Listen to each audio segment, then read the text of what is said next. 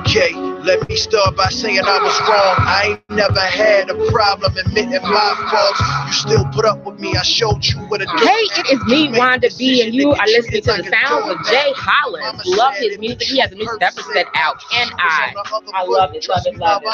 Smooth music.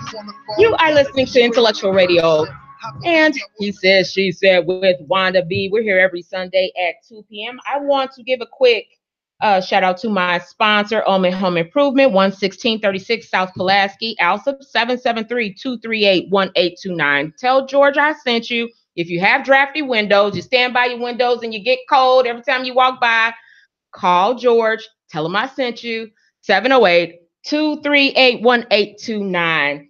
Okay, guys, so I have some fun people with me today. Hey.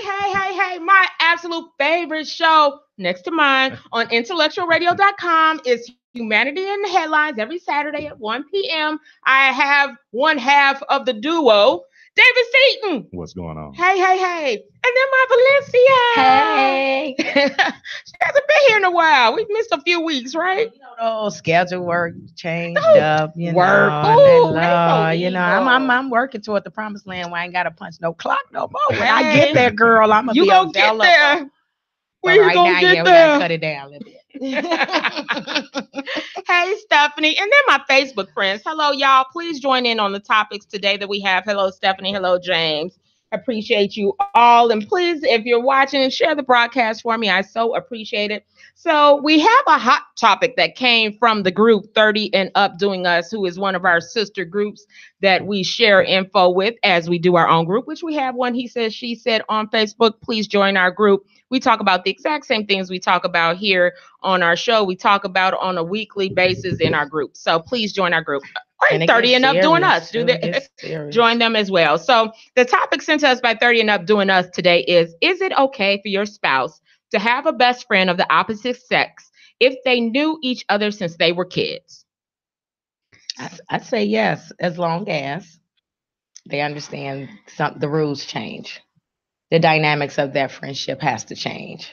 What rules change? So let's say, for instance, there are two people that were friends, and because they were friends, they always, chatted on the phone late night hours, or maybe even watched a movie together and one fell asleep on the floor. If I believe that totally nothing happened and I'm rolling with that, that's fine. That's still unacceptable now that he or she has somebody. And I think that's when people want to claim that we never did anything. It doesn't matter. It's still some things that are inappropriate once you are within a relationship. There are some boundaries and some respect that needs to be put in place. James Smith said mature relationships are realistic relationships. So explain what a realistic relationship is for me, James. David, what do you think? Well, this is an interesting question because when I got married, my wife, I introduced her to a female friend of mine that I had known since she was a kid. So very early on in the relationship, I introduced her. So 5 years later, there's no issue, so because my wife, I introduced her up front. Hey, this is a friend of mine. And now they're probably better friends now than we were before. I think a lot of men mess up because they try to keep their female friends and their primary relationships separate. And then that's what makes women suspicious. Like, okay, if there's nothing going on, then, why don't I ever see this person, or why don't I ever convert? And actually, why isn't it in my face, and why am I not included? Because like you said, your friend showed herself to be a true friend. Correct. And I think the men that say, oh, she don't want me to be friends with they just telling half of the surface of the story. No, it's not that I don't want you to be friends with her. But she is not trying to befriend me. She doesn't even speak when I'm standing next to you. You're telling me that's my issue and not your issue to handle with that. So that's when it becomes interesting. But like you said, you introduce somebody from the beginning, and we all mature. We understand you have friends and stuff because so do we. We got the male friends that we grew up with. Now there's a flip side to that. Oh yeah. There's a flip side to that. What's the flip? I hate to even say this. I hate to even put this out there. Don't be truthful about that double standard. Come on, I'm not even going. It's not even a double standard. There is a player rule that you will sometimes put this person right in your woman's face to kind of disarm her. What does that mean? You and I are dating, and I'm messing around with her, so I'll make sure I introduce you right up front, and she don't mind being a side chick. but I introduce you right up front, like, hey, this my girl, you know, blah, blah, blah. Now I'm kicking it and I can kind of have my cake and eat it too, you know, so you got to kind of and that's exactly why that scenario has blurred the lines and made it all why women now and men have to say, okay, no, we need a different friend stuff. Yeah, they messed it up for everybody. Y'all not keeping this in perspective here. Those side dudes, side chicks messed it up for everybody. Well, so, you know, again, that people who don't mind being a third party in a relationship and keeping quiet and remaining secret, that can throw that off. So James said, if no such thing as a true friend. A friend is a brother or sister by birth or time. So you don't feel like they're actually friends when they say that. Chanel Nicole, hey, little sis. She said it's all about respecting that your friend has someone now. And I truly believe that. I think that I've had a male friend and I respect his relationship. So whichever boundaries she puts, and then I'm not going to call you to watch TV with me, but I don't like those kind of friends anyway. That's too blurred as a friendship in its own. But I would not do things. I would respect your relationship. And I think any true friend respects your relationship. So that's sticky. I think it's the scenario you mentioned that with bringing her around and saying she's a friend, knowing that she's more than a friend and trying to play it off. And she's totally okay with being the fake friend. Well, again, I mean, and those scenarios exist, but if you're in a relationship with somebody, you should, there's no way you should be in a relationship with somebody and they're messing around with somebody and you have no clue. If you there's no way that you can have no clue. Well, I think a lot of people see the clues and just ignore them. I'm gonna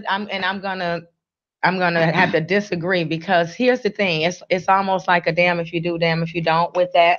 Because if you're the woman, right, that is questioning your man and because something's not right to you, but he's giving you all these reasons, and then somehow you have been turned into this insecure woman, you know, because you're asking the questions, right? He gets off of work. He said he was stopping with the boys. Everybody say they want these type of relationships, that they don't have these reins on them. So when you give people the rope to hang themselves with, there can be a time period that goes by that you don't get it, because you're trusting that person is making a stop for 2 hours with Craig, like he said, Craig, and it's not Lynette.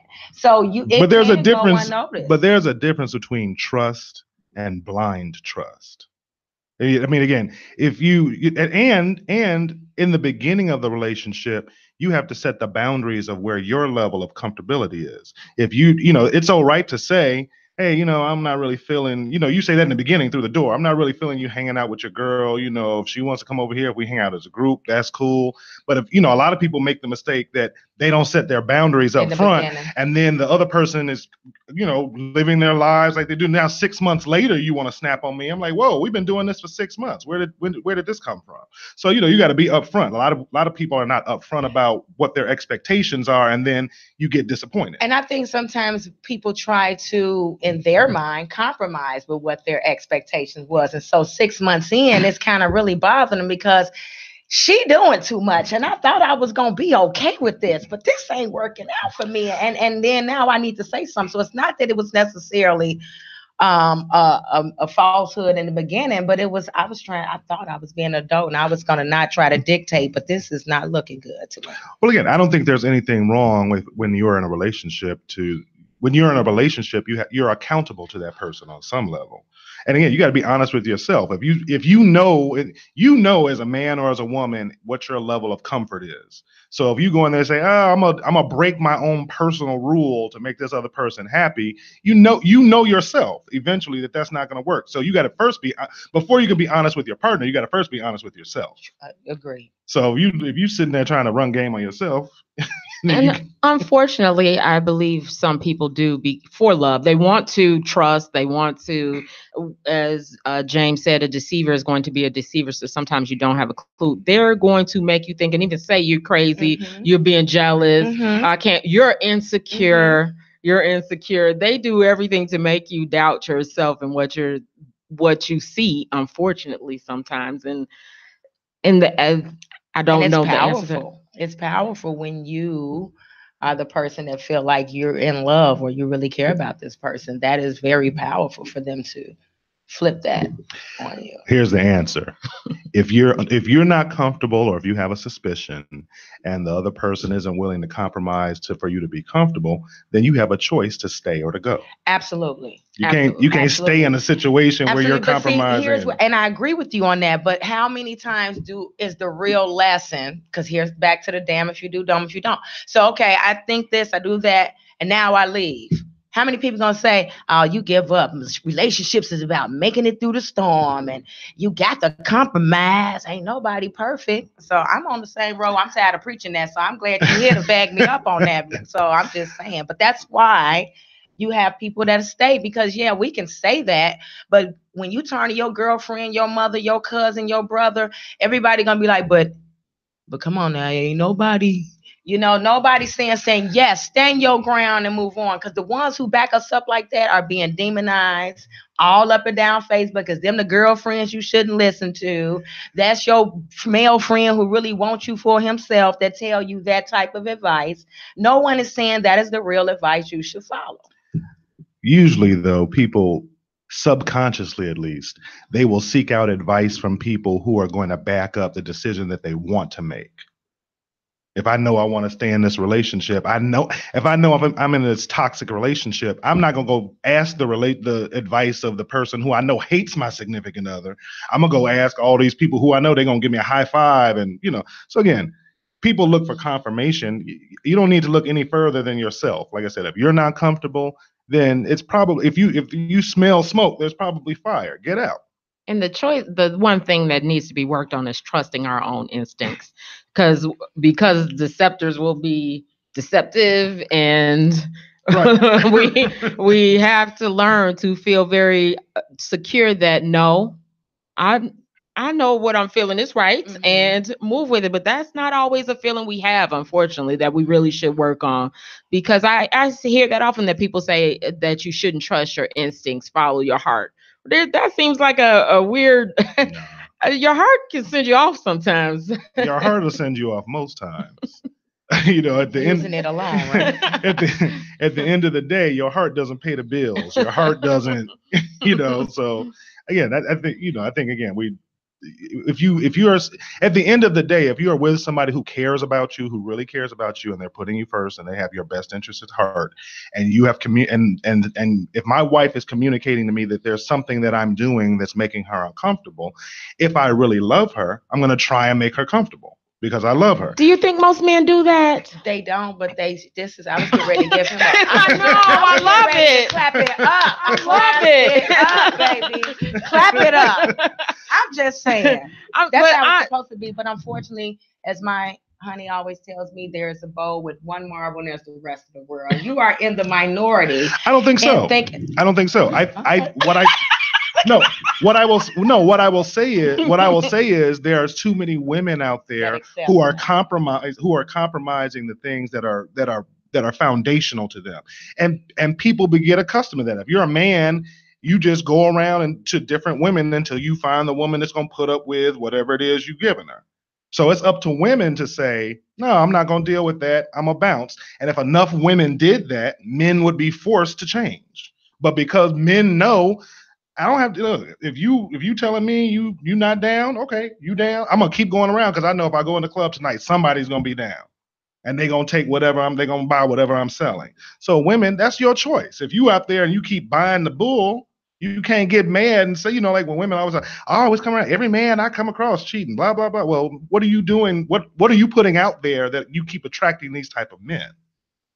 I think that's a piece of it, but I don't want it to always, once again, be put on. It's the woman and what she's putting out there. Not at all. Because there are, like even when the gentleman said, there are deceivers, and the right deceiver with the right vulnerability is a powerful thing. And we're all vulnerable about something somewhere. Sure. And so yes, if everybody thought like that and we went on that, even if as far as because I speak to women all the time, I think the problem in that scenario is that we never speak to the man and say, if men would blah blah blah. It's like it's the man is not gonna act right unless the women do something first. Like when are the men gonna just act right? You know, why it gotta be if all the women would do and stand on their stuff and pick right, then we'll weed out the bums and y'all would make us better men. Why couldn't we can't just meet a better man? No, and again, I don't misunderstand what I'm saying. When I watch the Nature Channel a lot, and I'll watch the lion, going after the gazelle or whatever. But when the lion is hunting, they always go after the young or the weak or the sick. Mm-hmm. So I don't sit there on television like that's not right. The lion shouldn't be, going after that baby gazelle. That's what a lion does. And for a lot of men, they've been socialized and programmed to behave a certain way. So again, I put the onus back on the woman. If you're looking for a certain type of man, stop trying to change the man you run into and continue to look for the man that fits within the parameters of what you're looking for. There's a lot of single good guys out here that get overlooked for superficial reasons. And they're really good guys, again. And once again, we're putting this back on women while these good guys are out here for as if they not maybe looking, maybe the things that they have as good guys were acquired by them to get the girl, which is the wrong girl that they really got it for. The girl who really would attract to them for who they are is not the girl they trying to attract either. Where's the responsibility on the man on being a good man? And then to use your example of a lion was born to do that. And you just said a man was conditioned. So somewhere we still have to hold men for keep telling men this is the way we do and it's okay. No, it's not about the women who say yes or no, I'm gonna open my legs and have the baby. It's about the man saying, I'm right there, I'm getting ready to put this in her and it's gonna create a baby, I'm not gonna do it. Agreed. Okay. Agreed. Okay. Well, I'll say it like this. I have a 17-year-old daughter. She's in high school. She's a junior in high school. And my daughter is very voluptuous like her mother. So, but she doesn't have like, she has hips, but she doesn't have like a round butt. Mm-hmm. Okay. So the other day she was telling me, oh, Daddy, I wish my butt was bigger. Mm-hmm. I'm like, well, where is that coming from? And as I continue to kind of peel back the onion a little bit, I realized she wants this bigger butt because there's some boy that she likes. And the boy isn't looking at her. He's looking at this other girl that's got this big butt. So I told my daughter, that's a trap. You don't do that. While you looking at that boy, there's some boy looking at you thinking the same thing, thinking you looking at this boy saying, oh, why doesn't he like me? And there's some dude looking at you saying, oh, why doesn't Maya like me? So I was like, you go after the guys, find the 10 guys that like what you have and then pick the best of that guy, the best of that list. Don't be going out here running after the guy that's not liking you, because you're going to put yourself in a situation where you are going to be compromising and doing all these things that you really don't want to do or don't believe for the sake of a relationship. And at the end, you're going to get hurt. You know what? I'm going to segue that right into one of our main topics for the day. Are standards too unrealistic when dating, or is it time for you to settle down? So the one looking at another while the other's looking at that's a interesting dynamic, that as she's looking at the guy who's paying no attention to her and he's looking at the big booty girl, and there's something that she's perfect, she's the way I like, oh, I love her personality, she's everything, and so we want her to turn her head and just look all the way around and not at just the one that in. Right. Why do we do that? What is that about us? Is that part of our animal instinct to do that? I think that's an American fallacy, that you can have it all. You can have the perfect marriage and the perfect kids and the perfect spouse, and people out there looking for perfect. And here's the bottom line. Why are you looking for perfect when you're not perfect? Well, I think perfect is relative, just like a good guy or good guy girl, just as James had when you said that he wanted to know what is a good guy.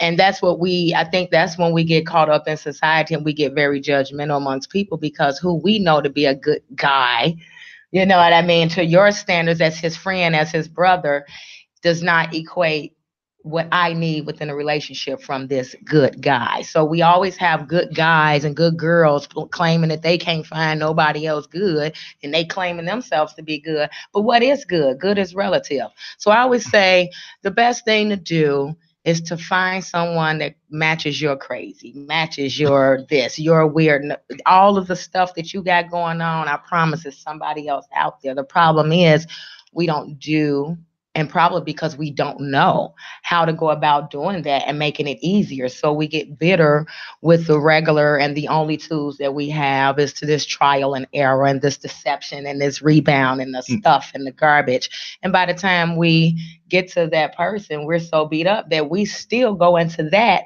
already claiming not to do A, B, and C anymore because it didn't work before. And now we're not giving to the person that deserves A, B, and C. Well, David, I want to ask you real quick what Toussaint said. Who created said standards? Who created the standards of good? Well, yeah, it's cliche to say society or the media or whatever. That's a cliche, but it is true to a large extent. You look at the explosion, no pun intended, of all these women going out here getting the Kim Kardashian booties. Right. And they're going out there because they're seeing it out there. They're seeing the way men respond to it. Absolutely. So women are being programmed consciously. I've got to have this to get the kind of guy that I want. So, so again, we owe it to ourselves to not be programmed, have our sense of standards and our definitions of beauty programmed by society. But I will agree with what you just said. When I said perfect, and I said people are looking for somebody who's perfect, look for somebody who's perfect for you, as opposed to looking for somebody who's perfect. And again, going to the whole media thing, this is funny because when I went to go see that movie, the movie with Morris Chestnut, and Taye Diggs, and the what is it called? The Perfect. They took my black card. I haven't seen. Okay. Yes. Okay. Well, I went to go see the part 2. Yes. And he's delivering the baby by Sanaa Lathan. Sanaa Lathan goes into labor in the car, and Morris Chestnut is delivering the baby. And it's this group of women sitting behind me, and this chick literally said just like this: "Oh, he fine, and he can deliver babies." So like she completely just she done checked out. This is a movie, girl. But Morris Chestnut is really not a doctor. Right. He's not delivering babies. But again, that just shows how media and how that can really mess you up and have you'll be walking past the person who's perfect for you, because you're looking for something you just saw on the screen, and that person was playing a part. Yeah, it's very powerful. That's why they market the way they do. It's been studies shown on how to, get the flock to follow you.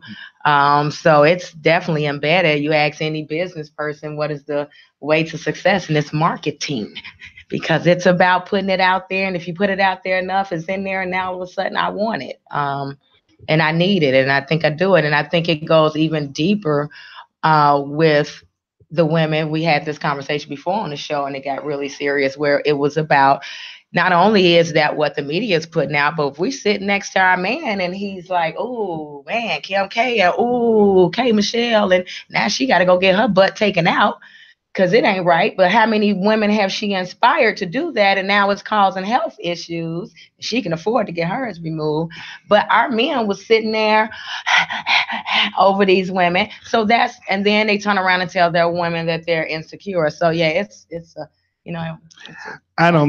again, there's a difference between something that's just because I'm looking at the television and I see something that might be visually tittillating to me. I don't have any expectation that my wife is going to go out there. Kind of to your point about, money. People forget that, you looking at this person on a movie screen, that person is working out 3 or 4 hours a day, and they got a private chef that's cooking them food, and, they've got all these other things to create this image. I don't have the expectation that my wife is going to go to work 8 hours a day, come home, clean up the house while I'm cooking, and then she's going to still go to the gym. People, but again, that goes to the deeper issue of who you're choosing. If you're choosing someone who's superficial, then you have to expect that they're going to have superficial standards. So why stay in that relationship? Get out. So, John, I missed some of your comments. Maybe you can go down, Valencia, and John had a comment about women. But what often happens, though, is they wait and entertain every player, get pissed, and claim all men are no good. He said the problem is that lots of women today looking for a specific type of man are unwilling to step up to that type of man to find out if indeed he is what they want. they sit back like wallflowers, hoping and praying that the man they truly want come up riding and say, Cinderella, hop on my horse and let's ride off. Nope, not going to happen or rarely happens. So once again, that is back to that old conversation we have. Should you be approaching the man and all of that? And if some women are fine with that, fine. I happen to think that when you see me, you thought I was everything and you had to get to me and we go from there. But I'm not gonna, because I think women, when they approach men, a lot of times those relationships happen and they may even last for some time because the man ego was just struck. Oh my God. Because it's not what we have been conditioned to be the norm. The man is supposed to be the suitor and all of that. So when a woman steps outside of the role and approaches, a man is immediately flattered. And it really doesn't care if she's not just like totally physically unattractive to them, he's going. Okay. And so then once they hang out a couple of times, he found out, oh, she kind of cool. Then a relationship forms out of that, but he didn't come looking for that. And then we wonder why it took 3, 4, 5 years for him to really settle in and give you what you were looking for. And now you tired, you ready to go. He just getting started. He confused why you ready to go because he revving up. Here I come now. I see I really like you now. So that's, so he's looking for someone to, I don't know, approach the man or something. I've experienced that and I've seen that. Again, I think at the end of the day, it's too easy to just say that these are the roles that men should do and these are the roles that women should do, because you could have a man and a woman and the woman might have the more dominant personality. That doesn't necessarily negate the man's contribution or his ability to perform in his relationship like a man. In my household, I do all the grocery shopping and I do all the cooking, or I do the majority of the cooking. But my wife washes the dishes. So again, I know a lot of dudes that are, they're like, oh, my wife better have a meal on the plate when I walk through the door. No, I don't mind cooking for my family. I like doing that. So again, in my situation, that works. In somebody else's situation, the man going grocery shopping and cooking might not work because maybe he's a bad cook. Maybe he doesn't like to cook. So again, when we start, I think it's easy to say this list of things are the things the man should do, and this is the list of things that the woman should do. You got to find the person who's perfect for you. If my wife hated washing dishes, we would always be in an argument because I'd be like, look, I'm cooking and buying the groceries, and you want me to wash the dishes too? So, that what works for us works for us. And I get that, but that's after you all are together. I'm saying that initial connection to me is still, like you say, the lion is the one that goes out there, the man lion. You don't sit back and see on one day. Have you ever watched Animal Kingdom and the man sat back and the lady lion ran out and got the meat? Yeah, I've seen that. Once or twice, but not really. It's a rare thing. So it's funny that men are the ones to always use the lion hunting as their scenario, but then want to remind you it's okay for the women to step outside their role. It's okay. But if we're gonna stick to it, we don't know when to stick to it. We don't know when we're gonna get off of it, when we supposed to be a woman, when we not. And it seems like that gets thrown around at the convenience of whoever wants what. But what I do agree with you is the personality stuff. And that's one of the things Wanda knows I've spoke about on the show before, that at the base of this is understanding personalities and who you are. If you don't know what personality you are and what each personality needs, not what they want, some of the things that I'm recently learning, it's all about that and understanding that. And it can be, like you said, it could be very different if you're not aware of it and what each other needs. So. James said, did I lose it? It went away. What was it? I can't see it. He says gender roles are learned. I wanted to ask that question. What do you think about that? They're definitely learned. I mean, I grew up in a household. My father died when I was really young. So it's my mother, my sister, and I. And I grew up, I grew up like, oh, the man, my mother, we grew up where my mother would say, okay, you're the boy, so you cut the grass and you take out the garbage, and my sister, you wash the dishes, and so, but I would, my life might have been very different had I not perceived cooking as something the woman does, If I had, because again, now I'm an adult and I cook all the time and love to cook. But how would my life have been different if I had started doing that at 7, 8, 9, and then I turn on the cooking food TV and they got kids, on there, the kid chef battles, and most of those kids on there are boys.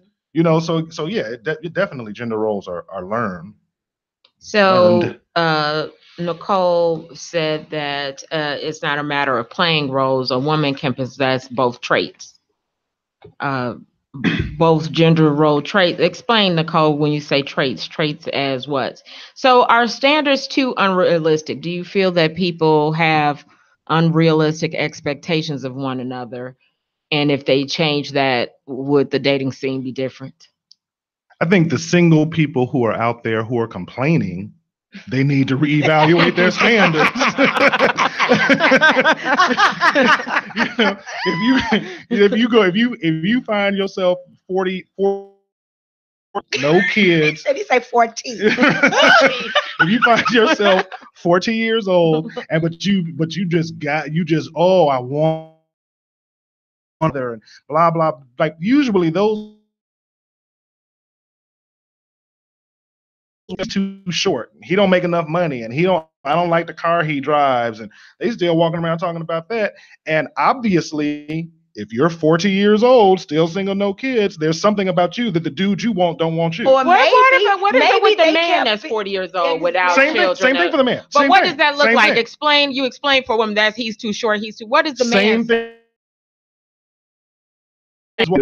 Or she's not making enough money, or she got too many kids, or whatever it is. Obviously, there's going to be different things that people are looking at. My point is that if you have reached midlife and you're talking about you want to get married and have a family and you're still single, you need to look in the mirror. You need to stop looking wherever you look. What if they was one that said, nope, these my standards, I'm out. See how I'm saying? See how it's kind of like they have a too high of a standard list. You need to ask yourself, what's more important, your list or you getting married and having a family? Is that ain't nothing in the middle? You can have some stuff on. No, I'm not saying that you just go find a homeless person on the street, dude, that's crazy, or I'm not saying if you a man, give up your list altogether. Right. I'm not saying make it realistic. I'm not saying if you a man and you 40 years old and you're not married yet, find any warm chick with a womb. I'm just saying. I'm saying that's unrealistic still. Right. If you're walking around at midlife talking, and your whole life you have just for an example, you have a PhD, and I have to have a woman that has a PhD. Yeah. At midlife, it's time to probably drop that off your list. If you're not finding that, you got to find the best of what's available to you, or stay single. But don't stay single and complain, and then but you got this unrealistic list for men or for women. People don't like the idea of settling. That term is one of those start arguments, and I'm not gonna settle. I have standards. I don't. People don't like that's one of those words. Everyone who gets married and who is happily married, the person you're married to did not have everything on your list. I take that back. I disagree. Okay. I disagree. And that is the thing that we are teaching everybody, that you're not going to find everything. Now, no, but I disagree with that. I think we tell people that once again, perfect for you is everything on your list, and it can be done. Now, when you start putting too short, the too dark, and that's on your list. Now that's when. But that's what we're talking about. That's what we're talking about. Like you say, but now that's what we're saying. But now you're cutting off someone who would have fulfilled like so much other more important That's what I'm saying. So that's what I'm saying. I'm saying the woman who passes up, to your point, the woman who passes up the guy that's going to give her everything that she wants, but doesn't entertain him because he's 5'8", and she got to have a dude who's a minimum of 6'1". That's what I'm talking about. You have to reevaluate, is the height of my future husband more important than security, all safety. those things you have on your list. Right. So now that you have got your revised list as a mature person, right? Our lists are not the same that it was when we were 20 years ago. But stop. You said revised list. Right. Which implies that you had to give something up off of your original list. Found out that was That's all I'm saying. Right. That's all I'm saying. But I'm saying, so now you're at this point in your life, you're at 40 years old. You have a new list. Mm-hmm. I think is now at this age, at this mature level, with your new list, I think it's possible to find. Well, you just said a new list. Right. Right. So there's people without a new list. Let's go backwards here. There are people who are not revising their lists. Their lists are the same from whenever it started. If your list from at age 18 is the same list you have at 40, then yeah, you messing up. Okay, see that's what I'm saying. I agree with that. But if you have revised your list, you can't find everything on it. But generally speaking, when you revise your list, it's because you're older and you're more mature and you have a more realistic list. Exactly. That's the difference. Exactly. When you're 18, that's what I'm saying. When you're 18, you looking for all this, even though you right here, and then somewhere as you get older, you're like, okay. And when you start doing like this, that's when you. Nobody's saying to settle for people who won't treat you right, or all these unrealistic things that no one should go for. Exactly. So it sounds like if we say, and I think that's what people attach that to settle, and that's why it's sort of like submission. Women won't get with what it really means, and we go on with the negative, like we say with men, and the word that they hate, that they can't, it's that attachment. And so people attach settle with, and so it's like if you're on a home search and you like, I'm looking for 4 bedrooms, right? 2.5 baths. I need to be within 2 blocks of the school. I want the lake view. Then you get out there. Shit, I can't afford. Okay, so which one? Okay, take away the ocean view. No, I'm 2 blocks. And that's what we're saying. Right? So you can get everything on your list, but it has to be a realistic list. And then you have to just get to that. And remember what I said. Remember what I said before we even got to the whole list conversation. I said if you're at midlife and you're still single, then you need to reevaluate your list. And if you are happily married, you have done some list revision. Okay.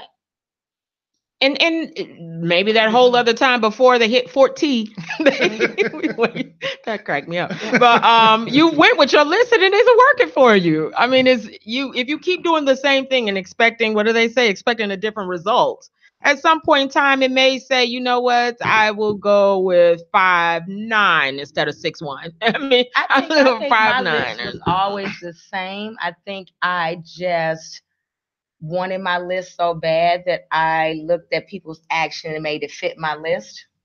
And I think that sometimes some people's list may not be, because I've never really had I know what I'm attracted to as far as like a skin tone or something, but I've never had that I wouldn't do a lighter skin tone, or I know it feels. So your list was malleable.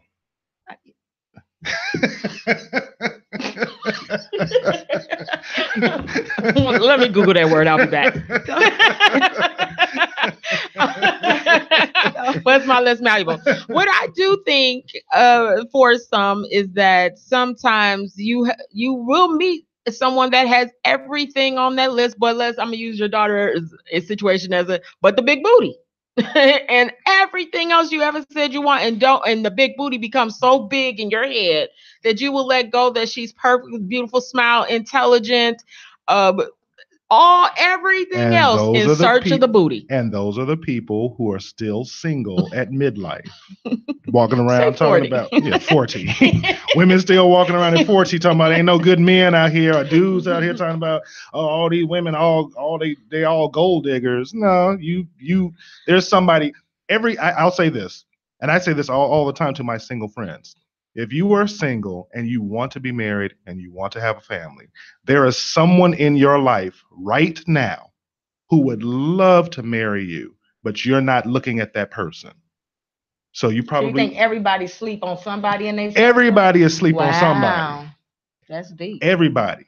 It's because I mean, yes, I won't even take it any further than that because I was gonna go left. But you agree or disagree with that? You think everybody sleep on somebody in their circle? I don't know if everybody. I can't speak to that, but that it would be true from my case. Yeah. So it would be true. So that you just hadn't looked at that way, and when you say, you know what, because of this, because of things on the list, that person isn't that. but there's the core of everything else you want is there. It's The right there. absolute core of everything else is there. So the friend but zone people like see now we get back to the friends. They This weren't is friends fine. though. Okay. I won't say for me it wasn't a Okay. friend thing. It wasn't like just acquaintance. Yeah, just yeah, acquaintance, just in the not same- friend like we yeah, kicking it, yeah. and then I turn around and go, oh, I didn't see you the whole time. But it did turn out that way. That Yeah. it was that I had to take away things on the list that could they be negotiable, that I really had big on the list that could be that when you turn it around, you start to see things totally different. If I don't know if everyone has that, though. I'll give you the perfect example. Everyone, when they are 18 years old, they have this idea of what their life is going to be like. Most of the time when you imagine your life at 18, you tell yourself, I'm going to be rich and I'm going to have this big house and I'm going to be balling or 2 kids, or whatever it is. You have this picture of what you're going to do professionally in your life. If you love music, I'm going to be a singer. If you're a basketball player, I'm going to be in the NBA, whatever. You never get to the point there's nobody who gets to the point in their life and you turn 35 and you're not where you thought you were going to be and say, oh, I'm not going to work anymore. Forget it. I didn't make it to the NBA, so I'm just going to go home and live with my mama. No, you still got bills to pay. So again, even everything in our lives, you have to kind of make these course corrections, along the way, so that you might not get to your ultimate goal or whatever it is you thought it is that you wanted. But you say, okay, I didn't make it to the NBA, so I'm going to go coach this basketball, these kids at the Park District, or but so you can still have what you love, but you make that course correction. That's the same thing, and that's with anything. So the same thing is applicable to whatever it is you thought you were going to marry at 18, and like I said, now you 38. I think too, it's not changing when we say that what is on that list or what are the standards. There has to be some core ones that aren't negotiable. Aren't negotiable. I mean, there has to Absolutely. be some core ones that just aren't. But sometimes height requirements of I'll say, for instance, myself, if I'm 5'1", but someone would say I'd only want a guy that's 6 feet or higher. And you go, they can't even be like 5'10". I mean, you can't alter.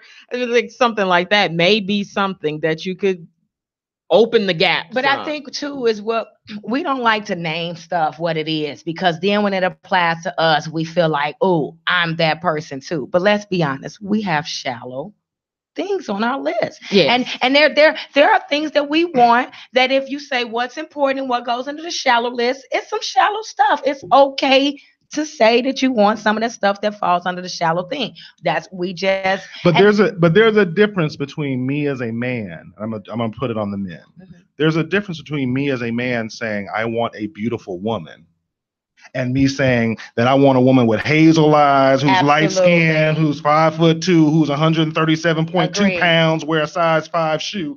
That's different. And beautiful to you is still different to someone else. Exactly. Because I can say they are just handsome to me, and somebody go, what is she looking at? And so you have to be that person to not care that other people think they're handsome, because I have those friends that, what you think? What do you look like? What does it matter what I think? Do you like him?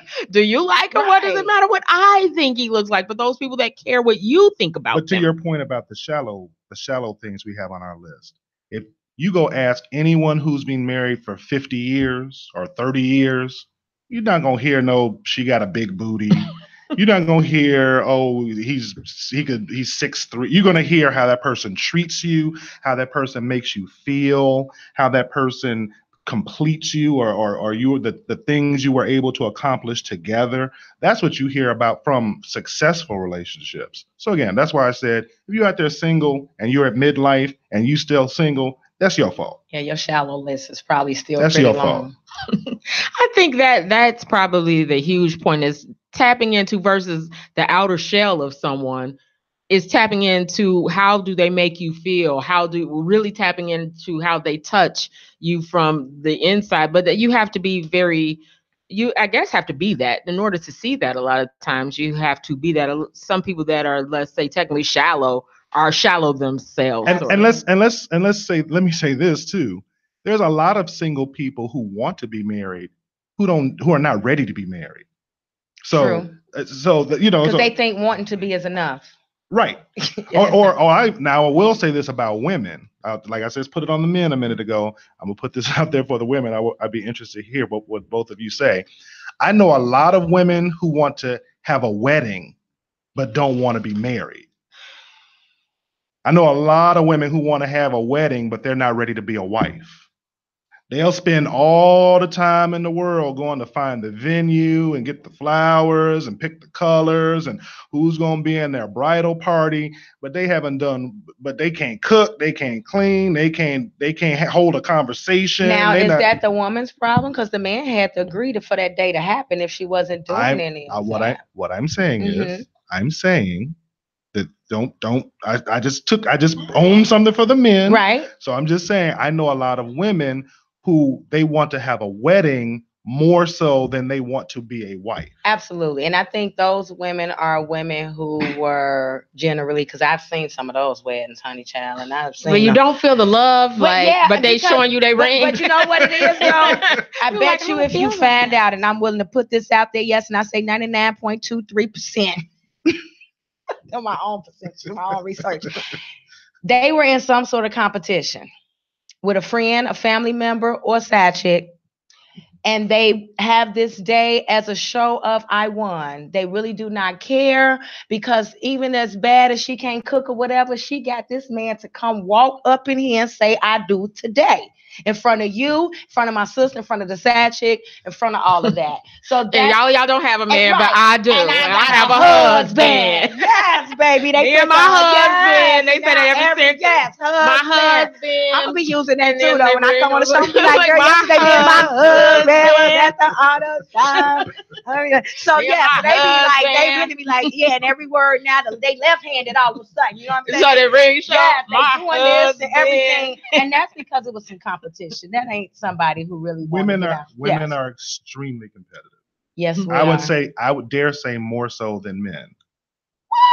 What? I dare say because why women you say that, David? Yeah, let's bag that up with that. Because if a woman is knowingly dating a man who is dating other women, she is going to do whatever she can to make it to that number one spot.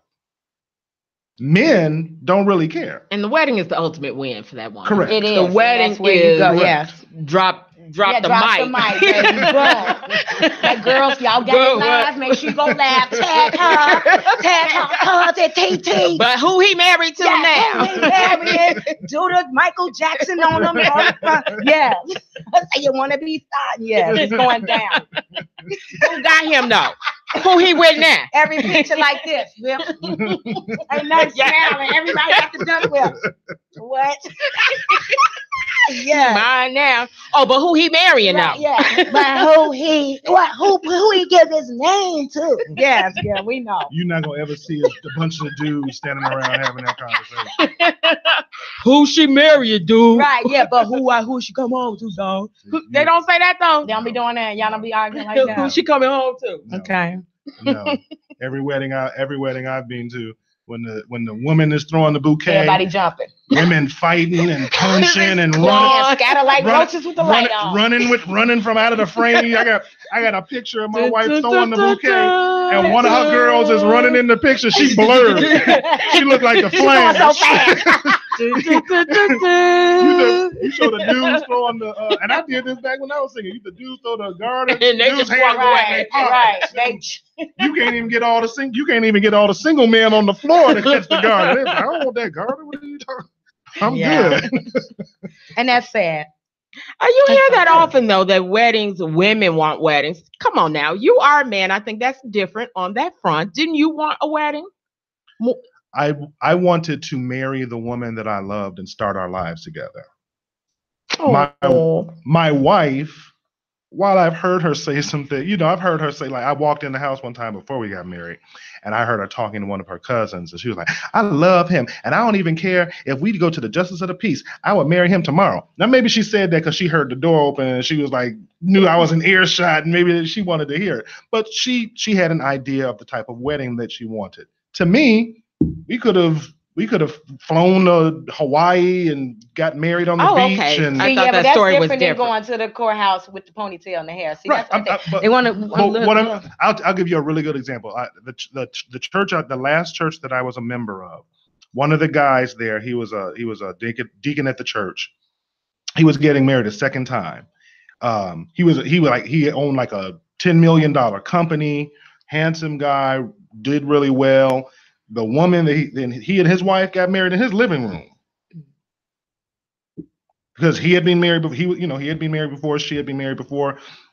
They were older, so their thing was they got married in their living room, went over to Maggiano's or Wildfire or wherever it was, and had a little reception with 25 people. And this guy's a millionaire.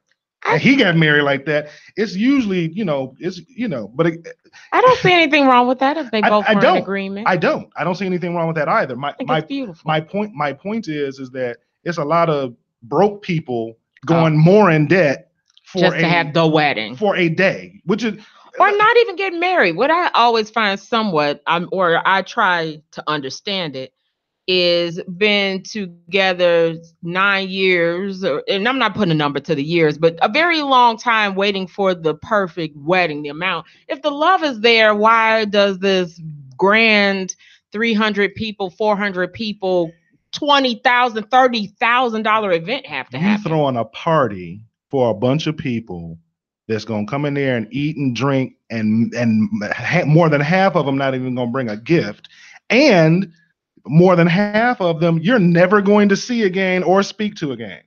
So to your point, you threw this big party so you could stunt in front of a bunch of people that you don't even talk to on a regular. Say, girl, did you see that dress? Girl, I wouldn't even spent that. Or girl, that's all lady had on that? Or so it's gonna be somebody or something or whatever. But I'm like this.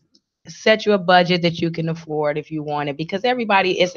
I don't want to demonize the people who do have that vision that can afford it. And if they can afford it, and even so, let's say if in our eyes we think they can't afford it. Who do we know? Everybody, maybe they driving a Prius and then instead of a Lexus, and they decide to spend on that. We are not. It's some I gotta put a out disclaimer out there. We are not trying to say anything bad about people who drive Priuses. Love and oh, I really was. No, my baby got a Prius. To all the Prius drivers. No, but yeah. So the wedding thing, but there are some that put more into that, and they really don't even know who they standing up there. That's more of what we're trying to say. Yeah, they're not. Right. They don't even know who they standing up love there and with. the knowing who you're married. That the idea of the $30,000 wedding is more important than who I'm with. Yes, and that's more of what we're trying. So I'm not trying to down that somebody wants to spend X amount on their wedding and have this big day and invite who you want. But the point is, who are you truly? Is the love there? Are you doing this for those people sitting out in the audience and the $40 a plate? Absolutely. That's more of the point. Not so. Some place that has $40 a plate. That's when I got married when I get home 20 years ago. Oh, okay. Sorry, I don't know what the going rate is. We was gonna get in an now. argument. I was gonna somebody's doing $40 a plate. No, that was 20 years ago. Started an argument. No, what are they now? I don't even want to have that conversation. Just the plate number. The guests will determine how crazy it gets. But if you're anywhere from 65 to 125. 125 a person. There's nobody I want to see at my wedding for $125 to pay for them. If you're doing a Saturday night open bar, got 100 people, and you're not giving them stuffed chicken breasts, you're doing filet mignon and lobster tails and open bar, you can get up there. Well, I've been married before and I had a wedding. I didn't want one though. My ex-husband's family was more into the wedding. I got 6 members in my family, so to me that had this big thing that 6 people, I couldn't fill a 10-table chair. So it was like, why this big grandiose thing, and I don't even have the family that'll be there. And so for me, a wedding was never important, but I did have a wedding with 250 people. So I understand women wanting it. I guess I get it. People want it more than others. I understand that. And we could afford, I guess, at the time, but more so. And at the time I married the person who I thought I needed at that time at 20 whatever. Now with that person, and my standards are different. My list has changed. Okay. I had that 18-year-old list. I want a house, all these things I wanted, and my vision of the picket fence and my children and my family, and I wanted a family, and that was what I saw at that age. And now my list is more realistic for who I don't think it was unrealistic then. It was who I was at that time. It really was indicative of what I was raised to think and believe. And now at the mere age of 30 something, exactly, it's different. And now let me ask you this. If the 18-year-old Wanda had gotten everything that she wanted on her list, do you think that you'd still be married today? If the 18-year-old Wanda got everything she did want on her list. I was going to say she did. I got everything I wanted on my list, and I'm divorced today. That was kind of that's exactly right. Thank you. Yes, I got everything I wanted. So my point is that your list at age 18, either you weren't able to handle, or you had the shallow thing. You had too many of the shallow things on your list, and not enough of the things that would make a marriage last. I had more of the things that didn't fulfill me. I had the outer list that people have. Stuff. I don't even know if it's shallow to have a house with someone and have kids and have a family. But what suited my heart, what I needed, I didn't have a grasp That's on. what I'm saying. That's what I'm saying. It's okay to say I want the house and the kids and the Mm-hmm. car, but if you don't also have on your list trust, love, support, those intangible and right, exactly. Mm-hmm. I wasn't looking for a friend. I was looking for a husband. So I had friends, and that was huge. Which is why I just said is everybody has somebody in their circle that's checking for them. And if people would understand that your spouse is supposed to be your best friend. I had a best friend.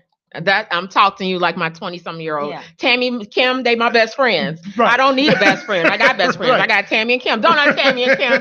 I got Tammy and Kim. They my best friends. Right. And I don't need my man. In fact, I thought it was crazy that people wanted their man to be. Why would you? I got best friends that I've been friends with since I was 8 years old. What do I need my man to be my best friend for?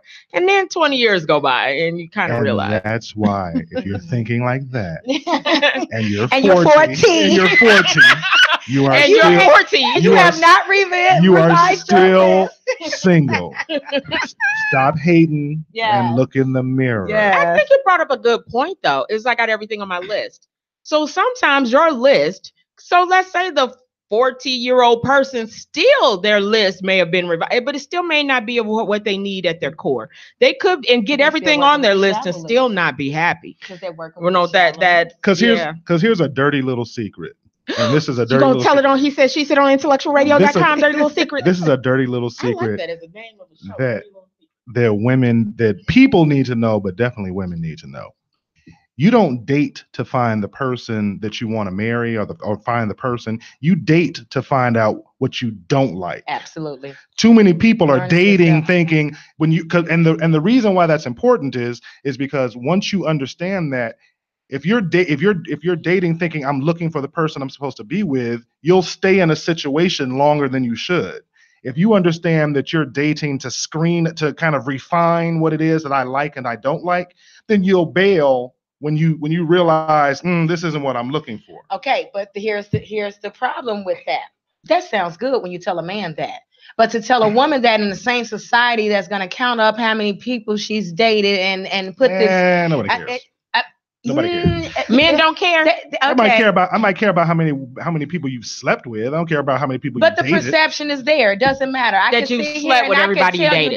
I guarantee you, if I show up at the same club every Friday and Saturday with my different potential people, I'm trying to figure out what I don't like. The man who's sitting over there watching me is gonna judge me, and not for the. Like, man, she with all these different. Let's just be real. The reality of it is women do not get that freedom. Men are not teaching their daughters.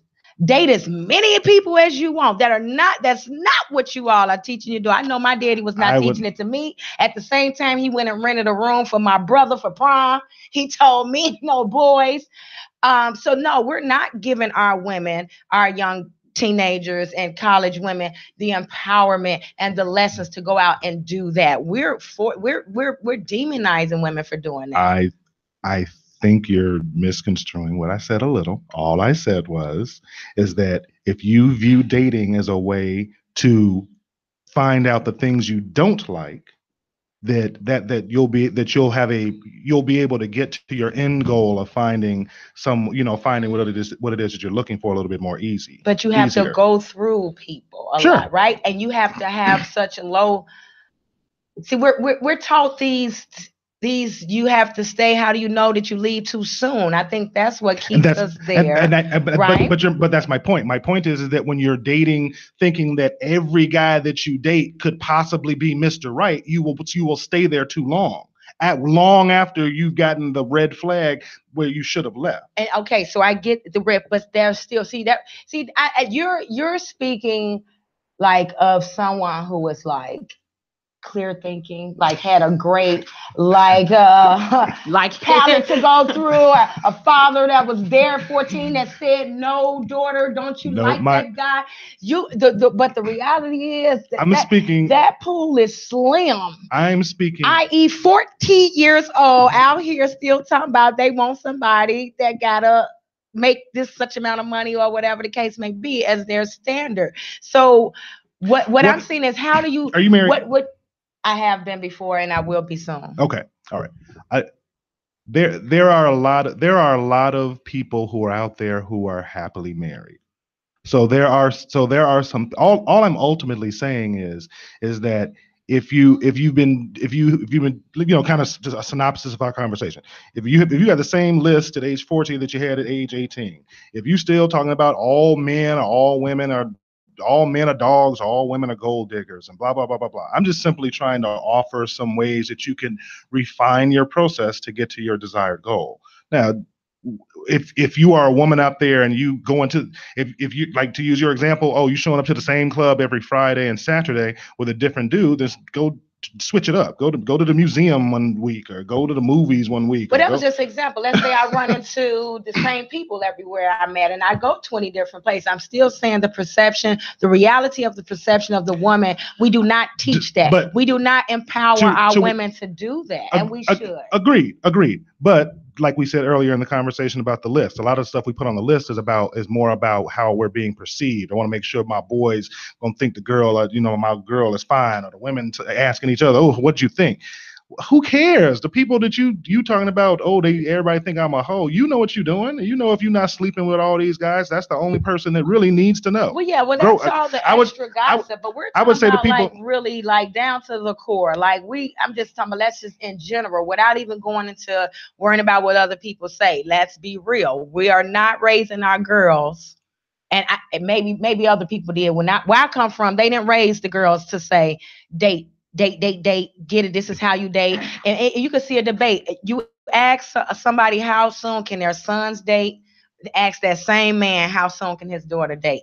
Answers are totally different. I don't think we're gonna have double standards, unfortunately. Right. So that's what I'm saying. So we cannot tell women to like. But you're saying something. You're holding women to a standard that they can't rise to the occasion. You're saying we're saying two different things. You're saying my 17-year-old girl. I'm talking about grown adult women. But you have. But let me. Age does not make any of us adults, right? It's a maturity thing. We got 60-year-old people that are still ain't grown. So but we're not talking to them. Right. So we can't. But what I'm saying is we can't expect. We're still expecting, and this is the unattachment that we're having.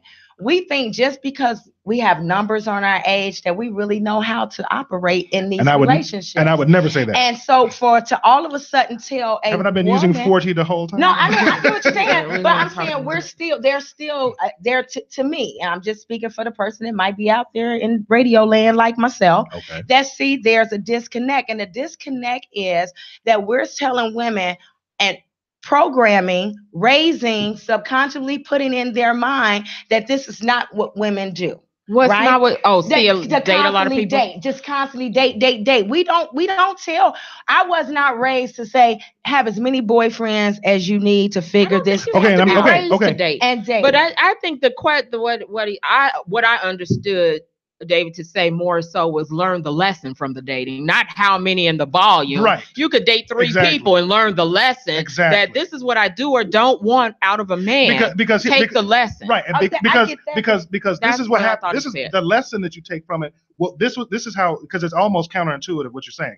If you're dating to find out what you don't like, the next time someone asks you on a date, you'll already will have identified, no, you're the kind of guy that I don't want to be with. So if you're dating with the purpose of trying to refine what it is that you like, you'll find yourself your on fewer dates. Your dating experiences are different now, because now I'm more particular. I am now making better choices. So I'm not going through a whole bunch of dates, because now you're off right now, because I already see that you wouldn't treat me the way I want to be treated. I can tell that from day one. Exactly. Bye-bye. Right. So it's not over the number of dates. We're talking about a flag before, but there are so many aspects that even within a good marriage that's going, they could be 10 years in, and then there still be something new that comes up like, oh, I didn't even know that would affect me that way. And they have to have those conversations. That's what we always say, lean on the communication and stuff. So what I'm saying is, what I might have identified as issues for me at 26,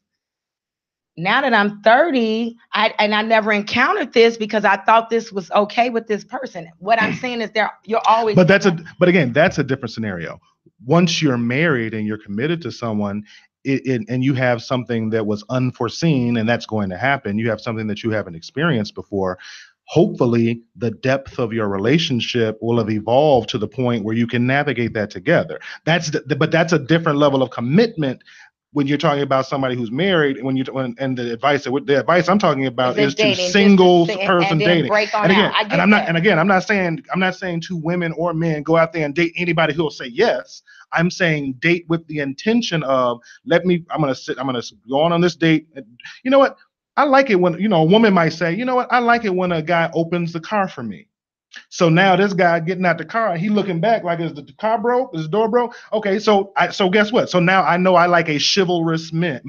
So now that's one thing I know that I like. Now, but then we have to. Saying make this list a little? I think another lesson would be to make this list a little stricter, because you might like a chivalrous man, but is that a make or break deal breaker for you, right? Everybody's list is going to be different. So everybody's list is going to be different. So what I'm saying is, when you're making a list, you have to know what's a deal breaker or not. But also, on the same token of, because if you're going to say, I now know that I like that, does that really mean that this man is not? Because now we're going back to, damn, he's a great man, he just didn't do it. And then we have these things where you see, what should you or shouldn't you say on the first date, right? Are these questions too deep? And I'm all for putting it all out there, right? Let's go ahead and figure this out, like you say.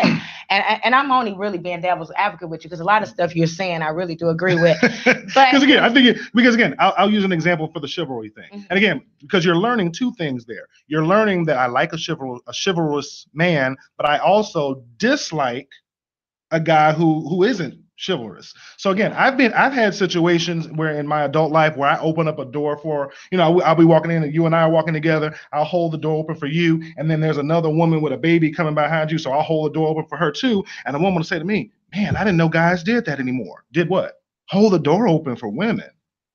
So again, I'm not trying to get really granular, because again, this is just a broad outline of kind of how to proceed. I'm just, again, if you know that you like a chivalrous man, then that comes with a lot of other things. If a man is like that, he's going to be more traditional. He's going to be, more protective, So again, that's your way of trying to find out what it is that you like and what you don't like. I think you brought up a good point, that some of these things, when you say you ask them this question, are you this, are you that, you can go by their actions and start doing the math equation of, is this man that type of person, because of the things he does, explains or shows kind of what he believes and what he says or does. And true, you were kind of bringing up, Valencia, the on your list of things, out of each person's list, they have to determine for themselves what percentage each thing gets. Yes. Because it's all based on our own wants, needs, desires, our own prior history. So we may need more of this. Our love languages, we all speak a different one. But to your point, it's better for women to observe what it is that they're looking for. Than The worst thing that a woman can do is sit down on a first or second date and to give a man all this intelligence. I like this, but I hate this. Because if you're dealing with that deceiver, you just gave him all the information he needs to pretend to be someone to get what he wants. And on the first date. Thank you very much. I'm going to be everything you need. I was like, now, if I tell you that, and you perform like that, now you have tricked me and I've tricked myself.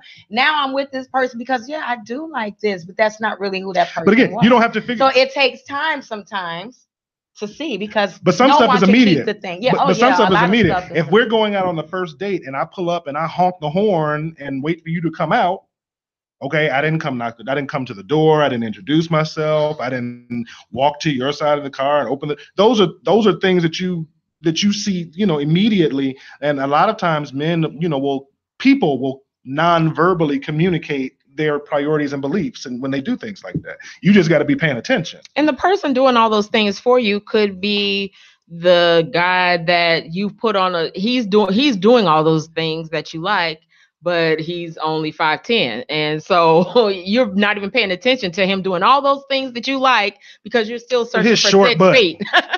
And that's, I think, where we were going with that. His little I think that's what we were going with. Pick me up in his little car, take me out on this little date. Got a little drink all up in his little feelings. Restaurant, love eating nice. Looking all nice. He just really like little suit. Little suit on. Just so you know, if you say that to any man, automatically that's a turn off. What is your little suit? Right. The word little. Nobody wants to hear it. No man. Nobody wants the word little put attached. Nobody wants to hear that. Okay, write that down. Stop doing that, Don't ladies. say little suit. Stop doing that. I think you all summed up in a way that I hadn't thought of too. Is that the how that first date thing works with you asking all the questions on the decept. Now, someone not out to deceive you won't even take it that way, but he'll go, oh, she likes this, likes that, so likes this, and give you everything you laid out on the first date that you like, because he knows exactly what to do to get what you want. And that's watching their actions and playing out and not giving that information. I mean, just don't maybe finding another tactic. We're going for the same goal. This is what women are. This is what shallow women are looking for. What restaurant did he take me to? Did he pick up the check? What kind of shoes was he wearing? I'm gonna pick up the check off that list, but go. Okay. What kind of car did he pick me up in? They're looking at all that stuff as opposed to looking at, did he open the door for me? Did he, when you got in the car, hey, is it too cold? Is it too hot? Blah, blah, blah. Yo, make sure you put your seatbelt on now. I want you to be safe. You get to the car, get to the restaurant, open up the door. Again, it might sound corny. I was just going to say, but that's the problem. We label that corny and lame. But it's all the indicators of the kind of man you want. You should be going after. But the woman who's out there calling that kind of dude, the woman who would call that kind of dude lame, I don't want to date. And the woman who's out there calling that dude lame, okay, that's lame. But then guess what? The other end of the spectrum is going to be the dude who's calling you out your name and coming over at 2:30 and 3 o'clock in the morning for a late night creep session. But that's when guys start saying they don't like nice guys. I think that's how we got labeled by calling things like that lame and corny, and then the guy feels like, see, you don't like nice guys. I think that's probably how that. But for those, but again, for those guys out there who are experiencing that, like I said earlier, move on. There's some women out there who's going to meet your standard of beauty, who's going to be bringing something to the table, and she's going to appreciate you treating her, in air quotes, treating her like a lady. So again, you don't have to, neither men nor women have to stay in an abusive situation so that they can get the shallow stuff on their list. And that's what people do. They accept abuse because they tell themselves, well, at least you got a big booty. The woman to say, oh, well, he got a lot of money. He drive a nice car. He taking care of the bills. It's okay. He rock my world. He can do whatever he want to do as long as he's still paying this car note and bringing some money over here for these kids. And these ain't even your kids, dummy. Stop doing You're listening to He Said, She Said on IntellectualRadio.com, where I didn't know it was going to be this live in here. Got me in here with these two beautiful women having this good conversation. I didn't even know. know what? You have to check out Humanity in the Headlines. I have to put it out there because what I absolutely love about this show, I cannot wait for Saturdays because as I watch Trump, I can't wait to see what Atiba and David are going to have to say about this. They break down. Sometimes I don't even know what happened. I'm like, why are they so mad? What happened with that issue? And then I go, well, Saturday, Atiba, they break down things in such a plain way that you go, oh, that's why the social justice of the Supreme. I'm just sound like tacos. No, So they break government. they down break into government English down for you. That if you heard Okay. of any policy, anything that happened Cool. during that week, they are going to break that down for you. That you could go out there like you. I walk out like I'm a scholar. Like, how you know that, girl? And this is Saturdays at 1. Saturdays at 1 Saturdays, p.m. Hey, 1 Humanity in the p.m. Headlines. I usually share it on my page, so check out my page for it too. Because I share the Facebook. It is where I go. If anything happens in our government, these guys will either have somebody on the phone talking to you about it, or they are so knowledgeable on this stuff. I love it. They Thank can you. break Trump all the way down for you. Everything you. he said, did, tweeted, they have it for you. You're Love your very show. kind. You're very kind. I know. I'm a big fan. Humanity in the Headlines, IntellectualRadio.com every Saturday at 1 p.m. So what we have been talking about here on He Said, She Said on IntellectualRadio.com, where we just love feeding your brain. We try to do it here. We're going to move on. We were talking about our standards too unrealistic, or is it time for you to settle down? I think as a conclusion of that, I think we've kind of said, we've gave our 2 cents to it of maybe not settling. I'm not settling for things that aren't on your list or aren't on your, but maybe reevaluate to the core of what would make you feel, what you want. And it's not about checking. Well, a lot of times to change your list doesn't involve taking off height or taking off. It's getting to the core of tapping into you. Really tapping into what feeds you, what you need to get what you want and feel. And I want to just say one last thing on that, because that's an excellent point. For women out there, when you say you want a tall man, what you're really saying is you want to feel safe. Absolutely. You're really saying that there's something going on with you that you have associated security and safety with height. So the answer to the question is, the answer is a 6'3" man is not necessarily able to protect you any more than a 5'10" man. So when you're making that list, you figure out what's when you've got a detail like that, height or certain color or certain whatever, try to discover what the underlying motivation for that is, and that'll get you to a more realistic list to help you find the person. In other words, you crazy. Figure out your issues. Call some professional help if necessary. You're not. No, you're not saying that those are the words of Valencia. Are you walking around scared all the time? You need a dude that's in the NBA. But that brings up another one of our sponsors. Please check out Journey to Wholeness Center at 9501 New England in Oak Lawn, 708-634-3664, journeytowholeness.org. They have over 18 different practitioners who work in all different modalities, whether you need emotional clearing, yoga, massage. They so many different. They have tapping. If trying to heal without using medicine. It's so many different things that I'm like, what? What's that? What's that? I love it. But totally to heal your mind, body, and your soul. So when you're thinking, I don't know how to tap into what I need or feel can't to help you be the one to be able to discern that, no, what that is you like to feel protected, secure. Where does that feeling come from? Because some things we're looking for are based on things that happened in our youth, in our childhood, and we're trying to, I didn't feel, and we're choosing people to heal or to feel better about something. So sometimes to help you find that, to find it, whether it's your life's purpose, what you're feeling, healing, Journey to Wholeness Center, 9501. And I will say, when I mention my best friend owns it and operates it. So I will throw that out there. Kimberly Davis, my friend, Sweet Bitties, has opened up Journey to Wholeness Center. It's 9501 New England in Oak Lawn. journeytowholeness.org. It'll help you get your mind right. Help you think a different way. Because sometimes we don't know where to begin. And if you're at 40 and you know you're not happy, or you're at any age and you're not happy where you are and where you're going, maybe it just takes a little help, a little nudge or somebody to say, you know what, have you ever thought of this way? And so Journey to Wholeness is the place. 708-634-3664. That was the perfect segue. We did not stage that. She's just cold like that. I said something. She knew right when to fill it in. That was cold. How you did that. So let's talk about when dating. How many is too many kids, too much debt, too many marriages? He's been married 3 times. So, and I think that kind of goes in line of what we've been discussing in those standards. And so how many is too many? You want to go? On the marriages? I think it's all kind of trivial. Because I was thinking earlier myself, I was like, okay, so if a man asks a woman how many partners that they have, right? And let's say they said 12. Does it matter if it was 12 over the last 20 years, or was I a virgin and I went hard for the last 6 months? So I think, right, it's a difference, right? So I think those are all different. They're circumstantial. How old are we? If we're 25 and you've been married 3 times already, yes. If you're 55, maybe you did it on your 3rd time, or you did it 3 times.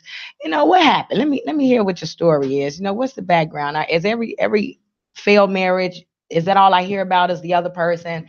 Have you revealed anything about yourself, your shortcomings? Have you learned your lessons? Because a person probably could have messed up 5 times, but has he learned before I become the 6th? And that's what I think is the thing. Kids. First of all, I will say my list has been and always will be, as far as with the kids. Your kids got to be like in my age group of my kids, because I done did the kid thing already, so I don't want to have to go back and deal with the dynamics of the baby mother and all of the holidays and the blah, blah, blah. So for kids, it is how many of them, how many different people, because all of this, we got to deal with how many different mothers. So it depends. What are their relationships? So like this gets real silly. Now, dad, I don't really want your dad.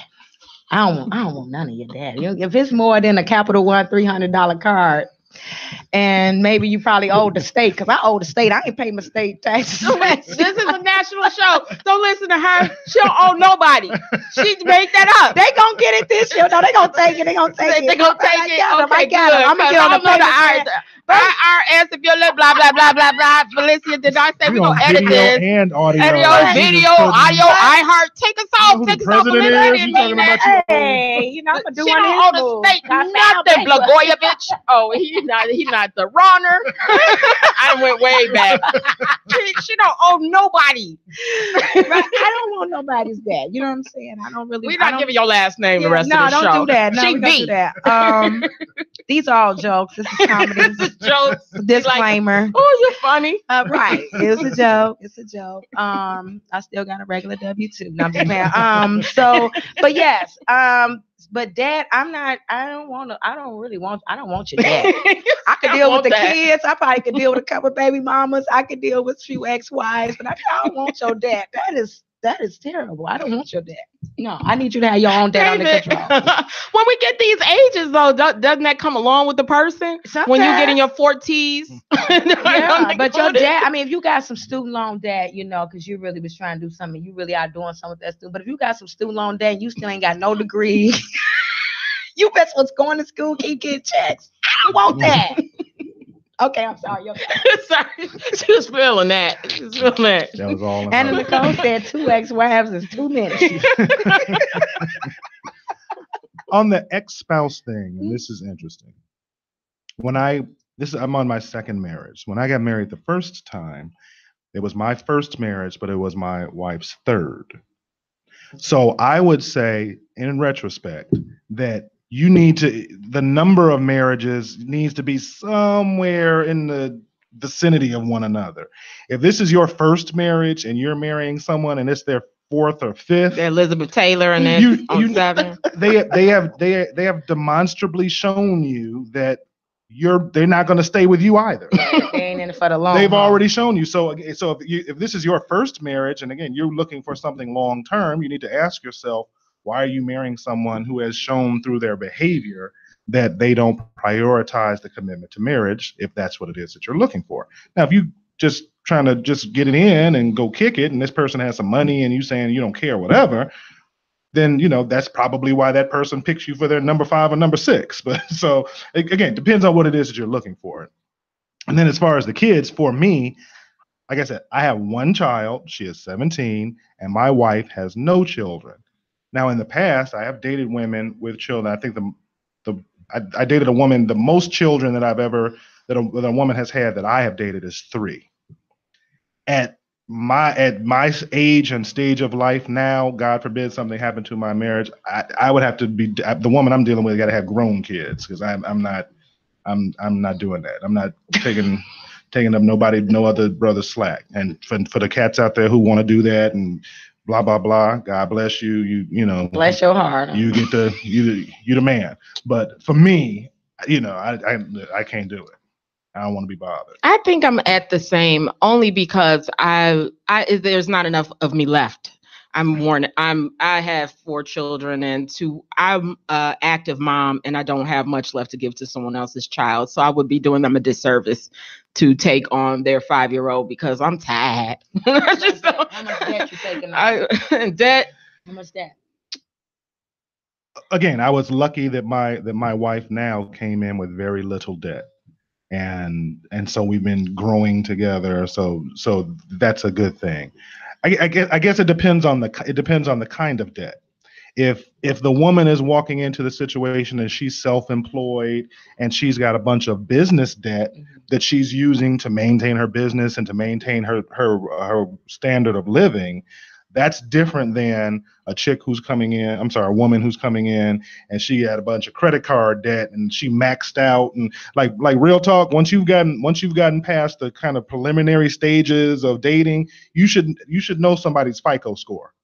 And if you ask, and here's another hint, if you ask someone what's their FICO score and you don't know, and they don't know what you're talking about, bounce. They don't even know what that means. It's a commercial. You know what that Do you know how many times us ladies have got cussed out in this group for talking about asking somebody for that kind of information? I'm just saying. I'm glad you hear that. Do you have to be at a certain level what is that about? Yeah, point in the relationship before you start asking for FICO score? No, definitely. Okay. I'm not talking about on the first date. Well, second? You should be at the point. You should be at the point where you're past being casual and you're contemplating. You know how he could be the one, and she could be the one. Right. Now it's time to start at that stage going of contemplation, a little bit deeper. But now you want to. Now you want to go deeper. You know, again, if like I said, if somebody there's one contiguous theme about people with bad credit. They don't know their score. So everybody who has an 800 score knows they know that number, 800 score. And they looking every day. I just looked and it went down 1 point. We're like, okay, yes, they do. People, you know. So again, that goes back to those things that you're looking for and you're trying to figure out when you're dating. You know, a FICO score talks about responsibility. It talks about how fastidious someone is about their financial health. So those are the kind of things that you want to investigate. Unless you, to your point, now you married and they garnishing your check for your spouse's debt from whenever. So those are the kind of conversations, responsible people should be having. John said, so you don't want his student loan debt, but he needs to accept your kids and your bills. That is not what I said. Let me clear that up for you. I said, no, I don't want to accept his student loan debt if he is not. If I don't see that being really like something that's helping him right now. If he was somebody who just kept going to school and getting up this debt, because y'all know them people. Y'all know y'all cousins been in school for 12 years and still ain't got an associate's degree. You know what I'm talking about. That debt, no. A debt that you have from being careless and making bad choices of just carelessness. No, I don't want that debt. But if you are in some kind of debt, and then as far as, first of all, I don't have any debt. My children are grown. I have very little bills. But if that was still where he didn't want that, that's his choice. Right, but she's cleaning that up. That's his choice if he wants to be with me or not. So you may not, even if I was being that unbalanced, it's your choice to not go with it or go with it. And I think that's what we're saying, period. I think people mention that a lot, where people are asking for things that they wouldn't want. What do you feel about that? I hear that often, how John puts that I have to accept your kids, but then this woman has that she only wants no kids, no debt, financial. He has to be able to take care of me, but vice versa. He's dealing with what she doesn't want to deal with him. That's his choice to say yes or no. For the men who a woman comes at you like that, bounce. Exactly. That's simple. That's don't blame her. Yeah. Just walk away. Exactly. She didn't. Don't choose to be with it, but don't get with it. And she was doing that, and then throw in her face, you got 5 kids. You got okay. So what? I told you. Dealing with a chick that has 5 kids and she's getting 6 child support checks. It's time for you to Stephanie Evans from CGF Entertainment here at IntellectualRadio.com. Tuesdays at 9 says 6 kids. Right. You got a sucker in the system somewhere. Because if I know he's paying, hold up. If he ain't even contest the result. Wow, that's you crazy. Just verbally told him. He said, that's funny. Anna Nicole Lacey says the chance for divorce increases with each subsequent marriage. So she feels like, you on 5 marriages. And I said, like I said, I think that's a statistic. I think that's an actual fact it is. The likelihood. I think I'm gonna honestly say I'd be fearful if somebody that's been married 5 times. You don't have a track record again, and you like getting married. You like just don't ask me to marry you. And if they all died, I really don't want to be right. They all were murdered. On 5 times. Missing, 2 missing. and now every time y'all went on mysterious tub bath. Those of you out there who have had 5 unfortunate demises of your spouse, he said, she said, is not casting any aspersions on your character, nor are we insinuating that you are a murderer. It could have just been, or you could have been cursed from your ancestors and everybody that covered. But if it walked like a duck, I'm just quack, ass flag. But you ain't heard it from me. We are not accusing anyone of murder this afternoon. Come on now. 5 of them, 3. I know somebody with 2 unexplained deaths of spouses. Okay. Look, stuff happens. People die. So would you date that person with 2 husbands? 2 deaths. I'll be kind of nervous. Would I date a woman? I'll take 5 marriages over 2 deaths. See, once again, marital death. Once again, I'm not doing either. I might date her. That don't mean I gotta marry her. I'm not gonna marry you. I mean, I'm gonna marry her. Okay. Like, you killing too many brothers. Ooh, no, I can't do it. If they both died on the honeymoon, then yeah. Right, then that's real suspect, right? That's not cool. We're going all the way to the island. That's not cool. But again, like to the whole financial health thing, again, to the women out there, if you're dating, if a guy's coming at you and he's driving an Escalade and he's living in the worst part of town in his mother's basement, you need to ask yourself, is this, that's something that's demonstrable. His mama need help. No. He's staying with his mama because it's his house. His mama staying with him. Right, and he just let his mama have a big bedroom. What you talking about? That's what cats be doing. They say, do you live with your mama? No, go deeper. She live with me. Does your mama live with you? Right, yeah. Deion Cole told that joke. Gotta give her a shout out, Deion Cole. I don't want nobody saying I never heard it from Deion. I heard it right here from I seen it in my house with my own eyeballs. No, that's not healthy. If you're a grown man and you living with your mother, that's not healthy. What about your mama living with you? If the only way your mother should be living with you is if you got a hospital bed in the living room. Boom. You know what? You got to look at circumstances. You got to look at the circumstances. No, I'm saying that if if my mother is 72 years old, if my mother's health deteriorated and she needed to move in with me, then that would be something different. Yes. So I'll just stop there. I'll just leave it there. Yeah. Right. You got to add it all up. That's the equation. You got to make sure 2 plus 2. But again, if you go into somebody's house and they're living with their mother, you can look around and tell whose house it actually is. If all the walls are pink and it's pictures are. But some of these mamas will take over, but still still poses a problem. Right. That still is an insight. That's still an insight. That is still an insight. And you need to ask yourself, do you want a mama's boy? If you walk in there and the dude say, okay, I learned that. Just saying, if you walk in and he say, no, my mother lives with me, but the walls are pink and from 1970 and all the and pictures still got the plastic on the furniture in the front room, and all the pictures are of you and your brothers and sisters, and y'all were like 5 and 6 years old, and It's all this high blood pressure medication in the medicine cabinet, and You going to medicine cabinet? Hey, Katie Lowe. your mother got the big bedroom. Yeah. You sleeping in a room in a twin bed. You that still got Spider-Man on the wall. If you see posters, you 6'3" and 42 living in a twin bed with Reggie- Spider-Man sheets. Reggie, what was that baseball player? Whoever was still on the wall, some old poster Reggie from 90s. Reggie Diaz on the wall, poster on the wall in his room. Just maybe. Just maybe. saying. Yeah. Just Just saying. saying. Mm-mm. You know what? I feel bad sometimes. Wait. Here's another one. If you're trying to figure out, does the dude live with his mother or does his mother live with him? If he still got a curfew. If he like, let me call my mom because you know when lock I me come out. home, she be worried. I'm gonna let her know. My mama locked the doors after 11 o'clock in my house. I mean, in her house. I mean, in my house.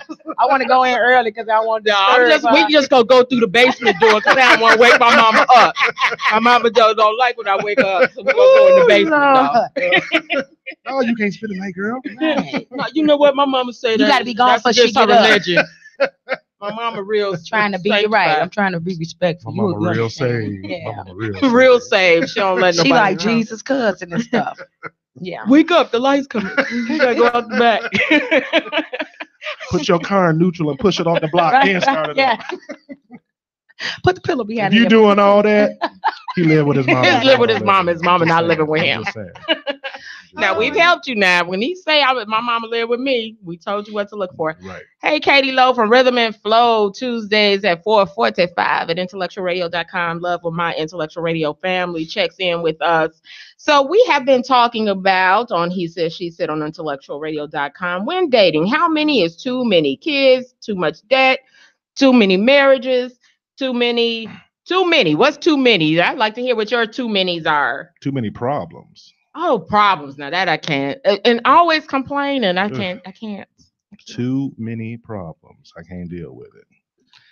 Look, give us an example. Wasn't a problem though that is a goodbye. David walks away. Your car always about to get repossessed, and you don't know. My light's about to get turned off, David. I just need a couple hundred. You get a red notice from ComEd every month. You never any food in your refrigerator. You always need a roll of quarters. They so you be go lying. to the laundromat. They be lying. They tell 3 people they had a problem for $300. They equal up $900. Now they can go to the Bahamas with their girls. What's the Stop dirty telling little their secret? secrets. Dirty little secret. Dirty Dirty little secrets. secret. They running game. Mhm. They ain't got the many problems. They making this up. Making all this up. Dirty little secrets. They telling them all too. You always David going and to the Valencia riverboat. telling all. She told her own secrets. You Hey, always Kobe going to the Patterson. riverboat, but you always broke. You don't never win. You don't never win at the riverboat. You need to stop going to the riverboat. I did win $60 too. We said, how much did you spend though? Right. Well, my check. Mhm, mhm. Oh, you all. You always getting fired from your job. You know, you always working. Yeah. Too many firings from the job. Every job you've had for the last 5 years has been a temp job. You're like, nobody wanted to hire you. It wasn't temp to perm, no place you were working in the last 5 years. Y'all You, mean. you didn't impress anybody enough for them to keep you. Nobody wants you like that. Okay, Darius said nowadays people want a fantasy. Some people's standards are unreasonable. Some care more about material gain and wealth than what's more important, like loyalty, communication, and etc. Money can't buy love. Well, I want the love, communication, and I want the wealth. I want all of that. I'm working on that. I think you can have that. Let's stop selling that you can't. I feel like if you choose the right person and that is your path and that's their path, you can get there. That's the thing is whatever your list is, because Yes. it may not be Valencia's Yes. list.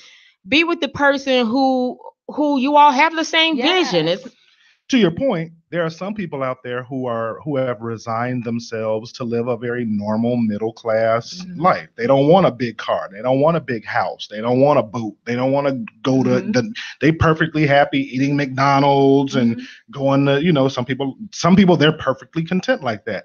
And if you want something more than that, that's going to be a problem because both of you with are the going to be McDonald's person. I'm just saying. I'm just saying that you probably won't. You'll be at constant conflict. Right. If you pick, if you like fine dining and this person likes to just supersize it, you're not gonna ever see eye to eye on that. Why you always trying to go out to eat nice? Why you always trying to get extra fries? And then another level of that is even if, let's say, because here's I always like to put my own business out there. But my thing that, like I said, referred to back what I said earlier, like my list was the same, but I made things look like, I perceived that I saw one thing and I didn't look deeper, and I thought that meant so. For instance, I can want finer things and you can want finer things, but why do we want the finer things? So one person wants it for the satisfaction of others, and I want it because it's attached to wealth, that I can afford that with assets and things of that nature, versus I'm going to go out here and get this and I'm living with my mom. That's where we get tricked. That's an excellent point. I've had conversations recently with some of my closer friends about the type of house that I want, the next house that I want to buy for my wife and for me. And one of my close friends, I'm like, dude, why you need all this house? I'm like, it's not that I need all this house. I'm strategically trying to get this type of real estate in this type of area so that 20 years from now, that can be an appreciable asset that I acquired that can go towards my retirement. Now, 20 years from now, I can say, okay, I can sell this house and downsize, as opposed to you're saying, the person who just wants to buy that house so they can stunt because they got the biggest house in their crew. Absolutely. That's going deeper and trying to figure out. The why is always more important. Absolutely. And it could take a minute to figure out that their why is not your why. And so you were deceived, and not purposely, from that person. You understand? You deceive yourself, or you just assume too quickly. And that's what we're asking, not to go and take accountability, no blame of that person deceive you. Start doing your homework of your whys while you're dating. So you look and find the people with comparable whys and why they're doing things, and not wind up and then look back and say, oh, it's your fault, or you didn't do what you didn't say. No, make better choices. You need to write that down. Comparable whys. That was good. I like that. Yeah, I'm going to keep that. I hope I remember to ever say that again. You need to have comparable whys. Comparable whys. Because you can have comparable who, what, when, where, but the why is the really most important. And Valencia brought up a good point, because you want wealth, I want wealth. Yeah, let's get this wealth. And you start getting, but the why we were getting it was different. And that's, I think, and doing that in the dating, finding that for yourself first, though. You really have to have that solidly within yourself, because then your dating will totally change. And you don't want to look again. The reason you using the word wealth is really important, because there's a lot of people that want to be rich, but they don't necessarily want to be wealthy. Absolutely. And that's a difference. That is a difference. Bam. Yes, it is. That's that hotness. That's that hotness. If you win the lottery, you are rich. If you play in the NBA, you are rich. You're rich. But the owner of the team who signs your check is wealthy. So. And knowing the difference, knowing the person, because you may be with someone who's saying wealth and actually means rich too. Yeah. That you both know the similar definitions. And I think that really starts within. Those are the types of conversations you need to be having on your first date. Absolutely. And if that person feel like that's too much for them, then they not ready. But don't even attach it to yourself. Just so when they say you want to be wealth, what do you see wealth as? I mean, it could just be common conversation that doesn't pertain to me or you or what I want. No. I'm saying that those are very innocuous questions that you can ask to try and kind of get a gauge of where this person is, and if the two of you are aligned and then going into the same direction. But like we said earlier, before you try to go out and interrogate somebody else, interrogate yourself. Absolutely. Find out what you want and why you want it. And they don't even really have to know that they're not even matching up, honestly. I mean, that was a lovely day. Thank you. And that's that. I mean, you don't have to have the conversation. Well, you didn't match you're not what I'm looking for. Right. Nobody wants to hear that. If you're looking for something, go on and be what you're looking for. I don't think that has to be that person conversation. Hits you up for the second time, just say, I'm not available, and I'm not available. And eventually a man, if he just on something, he gonna fade to black anyway, because now he got somebody else he's trying to move into that spot. So women, it don't have to be all complicated. It doesn't have to be that it has to be a conversation to have with him why he doesn't meet your needs or whatever. If you having a breakup fight on the first date, you have failed. And I've had that though. I've had that because I used to be the type of person that tell the truth. I realize that that's where can always be honest. Is why when they ask, why don't you want to see me, and you go, and you start telling the truth, that you wind up really having those Yeah, they don't really breakups on want the the first truth. date. They don't want the They truth don't all want the the time. truth. They can't handle the They truth. can't. If you were having a breakup fight on the first date, somebody lied to somebody. That's all I'm saying. I should not be under the impression on date one that you. What you mean? You go and take care of your mama? We going to the. But they think they did such a great time. To them, And I'm they a had good guy, great time, and you're letting they're go of good guys. Right? And why don't you want to see me again? Like, what did I say? What did I do? And some of them really want explanations. They feel like I'm a good guy, and they turn it around. You can give a very nebulous answer to any question. It's not you, it's me. Well, now I've learned that. Yes. I've learned the hard way now. Yeah. Why do I need to tell them why? Don't even have that conversation. Because again, even by engaging someone in explaining yourself, you're subconsciously giving them power. You don't owe anybody an explanation that you don't know. I don't know you because I just don't want to do it. And guess what? I'm really about to run out of the door right now. So hey, you know what? My favorite television show is coming on. Hey, my tea kettle is boiling. Or you could be like, you seem kind of crazy calling me now. This might be why I don't want. Now. Yeah, you don't owe. Just remember that you don't owe anybody if I come in late, I owe my wife an explanation. I don't owe a woman I went on one date with an explanation because I don't want to. But thanks for the first date. It was great, and good luck to you. And hang up. End it there. That it's a nice bye. See you later. But I do think that some people are walking away from encounters like this. I know, not think. I know. Walk away from encounters like this with and turning their interaction as being how all women are or all men are. So they walk away saying these women don't want good men. That when they've been on 3 dates or 2 even, right? or these women ain't no good men out here. These men are no. So and they was writing the man in jail. If you are still walking around at midlife talking about there's no good men or good women, I have 2 words for you. What's the 2 words? Grow up. You are acting like a child. You are acting like a teenager. Whenever you say anything about people and the sentence begins all or none, you are wrong because everybody is not the same. So you're wrong instantly. Exactly. Yes. Instantly. So stop doing that. Stop it. Grow up. Right now. Yes. So say it, brother, interrogate yourself first before you put me on the witness stand. Dig that. So, and I agree. And it's not even I don't want to make it sound like a negative necessarily. Just knowing what you want is being whole, bringing your best self to any situation. When people say, oh, I'm looking for someone whole, the best way to find that person that is to mirror what you are is to be that. But you have to recognize we all got something. We all got something. That's why I don't like to call nobody crazy. I could tell somebody else my story and they say that's crazy. And I'm like, okay, it's not that we all have something, but to heal it is imperative. What Will Smith we had on the show a couple weeks ago, maybe it was even last week. You have a responsibility to yourself to come whole, be whole. Journey to Wholeness Center, 9501 New England in Oak Lawn, journeytowholeness.org. And that really is where that passion started from. There is to the journey to wholeness, to being whole. And a lot of people mess up. They think I'm going out here to date so I can find this person who's going to make me whole. No, 2 whole people have to get together. You can't if you broken and you dealing with whatever or you'll be looking for that void to be filled by someone else, and eventually they're not going to do it, or they're going to be tired, or they're going to have their priorities someplace else.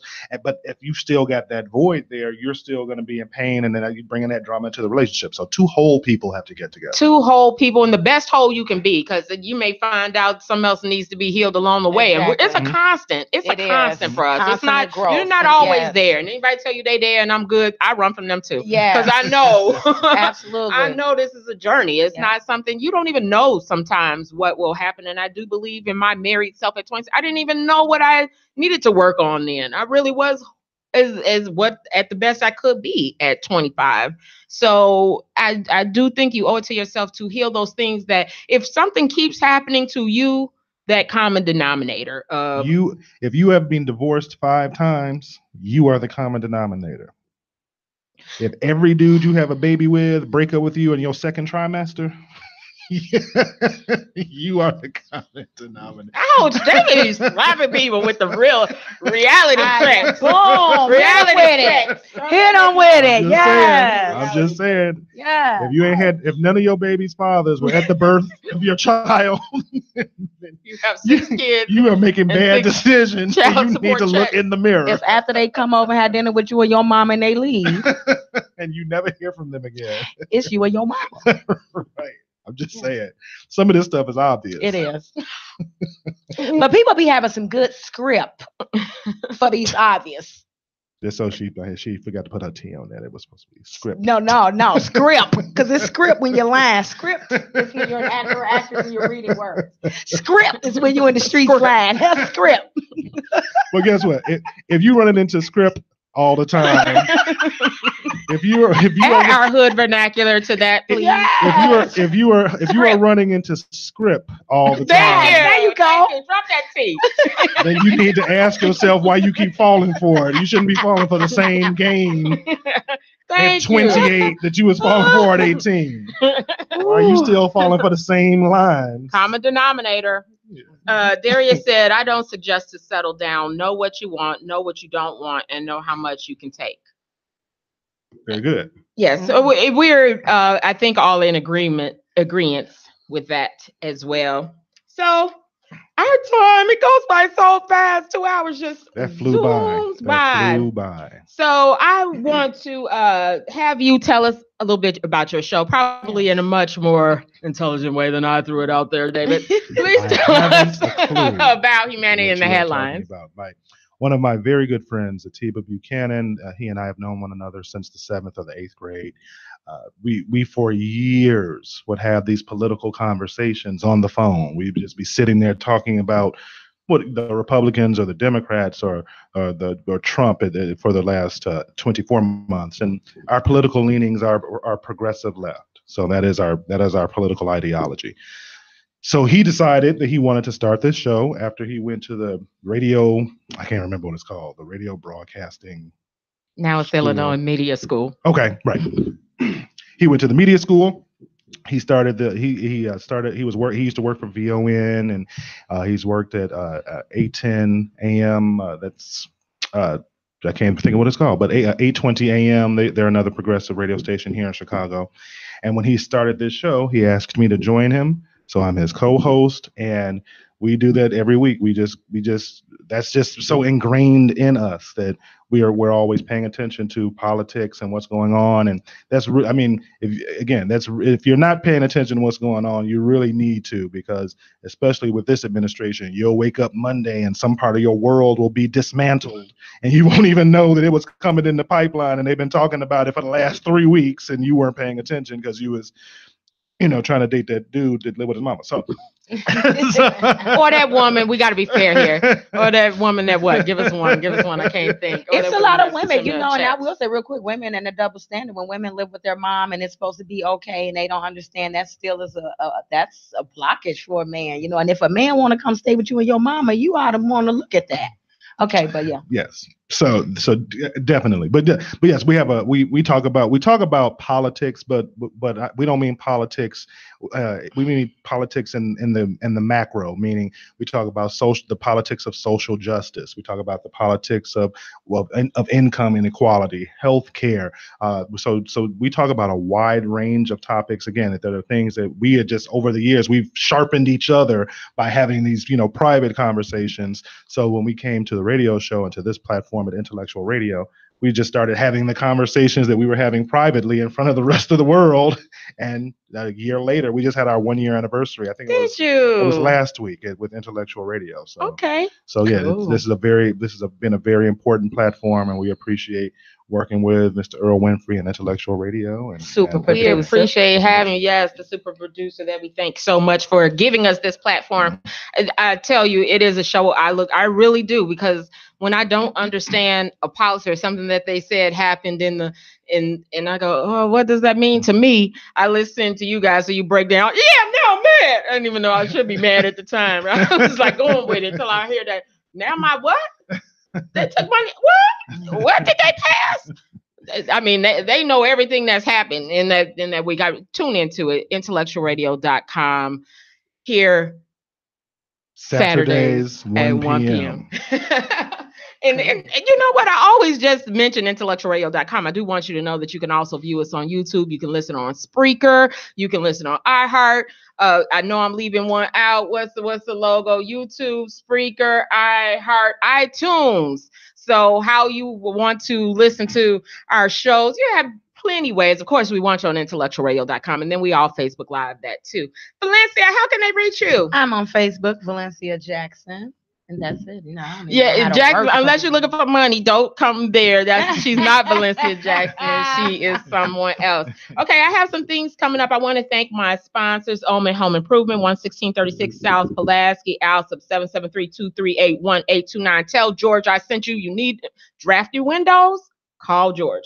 Okay, so, and then Journey to Wholeness Center, 9501 New England in Oak Lawn, 708-634-3664, journeytowholeness.org. Go to their website, check them out. They have wonderful workshops on the weekends. I go to them, laughter, yoga, some find your purpose, fun workshops, hour or two. That's why I started out there, just going to different workshops. If you don't want to commit to other things, just trying it out. I swear they have something that will help you. You'll walk away feeling I walk away from feeling empowered, chest out, like I can conquer the world when I walk out of there. So journey to wholeness.org. And then my birthday is this Wednesday, Valentine's Day, y'all. That's why I got my decorations out, because I love Valentine's Day. Yeah, man-made holiday, birthday. Whatever. My mama made this one on my Valentine's Day. So happy birthday. Thank you. I love Valentine's Day. So when I go through the store, I'm like, they decorated for me. I take pictures in the aisles, every store I go into. I love Valentine's Day. So what I'm going to do is celebrate but I don't celebrate it on Valentine's Day. Let me tell you why I don't, because nobody comes. Yeah, they don't. They all booed up. And they would rather be with their boo than me. And they don't even want to bring their boo to the party because they don't know the motive. So I've learned not to have a party on Valentine's Day. So my party is actually February 26th at Relax Lounge, 20901 Western Avenue. It starts at 7:30. It's on a Thursday. If you can't make it out, that's fine. I know you're there in spirit. I'm going to feel it. I'm going to feel it. And we're doing it there with my sisters in media, LaTonya Lang, my girls from Becoming Dateable here at IntellectualRadio.com. They also have a TV show, but their show here is 11 a.m. on Mondays. Tomorrow they're going to have T.L. Williams on. So a good show. You got to check them out. Ava Rui and Monica. And then Lisa Marie Stewart. So all part of the Sisters in Media, and we'll be hanging out February 22nd at Relax Lounge. So I thank you so much. Thank you, David. Like I said, Humanity Headlines. I strongly thank you, Valencia. This has been a really good treat. We had fun. It's nice to see Serious David, their show. I mean, so to see you in a different role today. It was fun. Guys, I would love for you to listen again to He Said, She Said next week, the same time, same place, 2 p.m. on IntellectualRadio.com, where we feed your brain. I showed you where the door at. You made the decision to get treated like a doormat. My mama said if the truth hurts, say ouch. Shoe was on the other foot. Trust me, love, I would have bounced. Now you on the phone, yelling and screaming and cursing. I believed I was, I guess I just wasn't the person you were looking for. Love, Juba had a thing for whores. You were first, I never done this relationship.